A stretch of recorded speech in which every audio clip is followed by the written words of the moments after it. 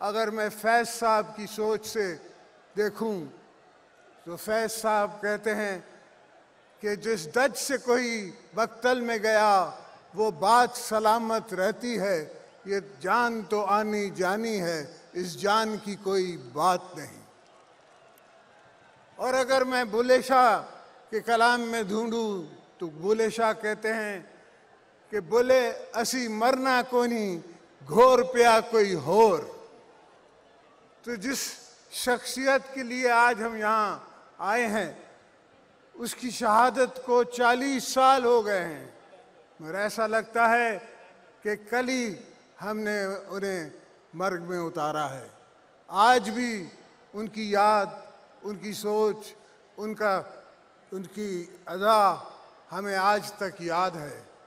पूरे पाकिस्तान में हर जगह वो शख्स गया, हर जगह, हर गांव, हर ज़िले में वो भुट्टो साहब गए और हर किसी ने उनको पहचाना, सोचा, देखा और उनको सुनने के लिए दूर दूर से लोग आते थे।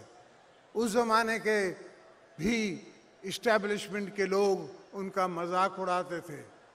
तो भुट्टो साहब कहते थे कि ये मत समझो कि मैं दलीप कुमार हूँ कि मुझे मिलने आ रहे हैं लोग मेरी बात समझते हैं इसलिए मेरी बात सुनने आ रहे हैं।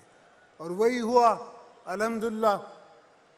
जब इस इलेक्शन का ज़माना आया तो मैंने आपसे बात की और मैंने अपनी तकरीरों में कहा कि मेरे को इनकी नीयत पे शक है, ये हमारी 18वीं तरमीम उसको ख़त्म करना चाहते हैं, इसलिए मुझ पे ये केसेस बना रहे हैं।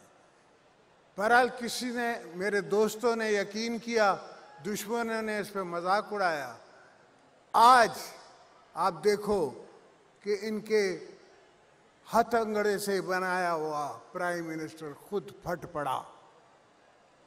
कल तक इनके मिनिस्टर कहते थे कि 18वीं तरमीम को हम नहीं रोल बैक करेंगे, आज खुद वो सिलेक्टेड प्राइम मिनिस्टर फट पड़ा और कहा मेरे पास पैसा नहीं है, मुझे इकट्ठा नहीं हो रहा। वही नहीं हो रहा FBR से तुमसे इकट्ठा तो तुम छोड़ दो। अब वो वक्त आ गया है दोस्तों और मेरी बहनों, मेरे भाइयों, कि हम कूच करें और इस्लामाबाद पे चलें और इनको उतारें, वहां से निकालें इस्लामाबाद से। और ये इसलिए नहीं मैं करना चाहता कि मुझे हुकूमतों करने का शौक है। सवाल ये है कि अगर इसको हमने रखा और इसको रहने दिया तो ये पाकिस्तान को वैसे ही 50 साल पीछे ले गया है, अब ये 100 साल पीछे ले जाएगा। जब से ये आया है डॉलर 40 रुपए और महंगा हो गया है।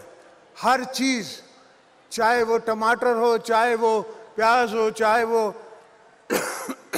दाल हो, हर चीज़ डबल महंगी हो गई है। तेल डबल महंगा हो गया है। तो इस तरह मेरा गरीब जी नहीं सकता। मुझे पता है कि अगर गरीब जो 30,000 रुपये महीना कमा रहा है या 25,000 रुपये महीना कमा रहा है, वो कहाँ से 8,000 रुपये की बिजली का बिल देगा।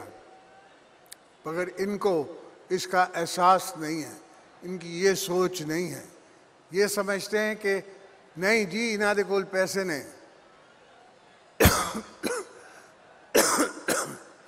तो मेरे भाइयों, दोस्तों, बहनों, अब तैयार हो जाओ कि वक्त आया है इनको घर भेजने का।